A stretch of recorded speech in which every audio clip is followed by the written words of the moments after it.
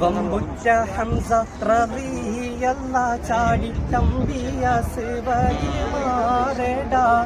വള്ളൽ നബി മഹമൂദർ ഹൗലിന്ന് വെള്ളം കുടിക്കുന്നു ഞാനെടാ.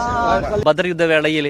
നബി സല്ലല്ലാഹു അലൈഹി വസല്ലമയും സഹാബത്തും കെട്ടിയ ടെന്റിൽ ഒരു വലിയ മഴ പെയ്യുകയും അവിടെ ജലസംഭരണി രൂപപ്പെടുകയും ചെയ്തപ്പോൾ ആ ജലസംഭരണി സംരക്ഷിച്ചുകൊണ്ട് സഹാബത്ത് നിന്ന സമയത്ത് അതിൽ നിന്ന് വെള്ളമെടുക്കാനായി ശത്രുക്കൾ വന്നപ്പോൾ അതിനെതിരെ ഹംസ റളിയല്ലാഹു അൻഹു ചാടി വീഴുകയും ശത്രുക്കളെ എതിർത്ത് തോൽപ്പിക്കുകയും ചെയ്ത ആ ചരിത്രമുറങ്ങുന്ന ഹൗദിന്റെ പിന്നിൽ നിന്നാണ് നമ്മൾ ഈ സംസാരിക്കുന്നത്. മഹാന്മാരായ ബദരീങ്ങൾ ക്യാമ്പ് ചെയ്ത ഈ പുണ്യഭൂമികയിൽ നിന്ന് നമ്മൾ ഈ പറയുമ്പോൾ ആ കാലഘട്ടത്തിൽ ഹിജ്റ 2-ാം വർഷം തൗഹീദിന്റെ അചഞ്ചലമായ വിശ്വാസവും കൊണ്ട്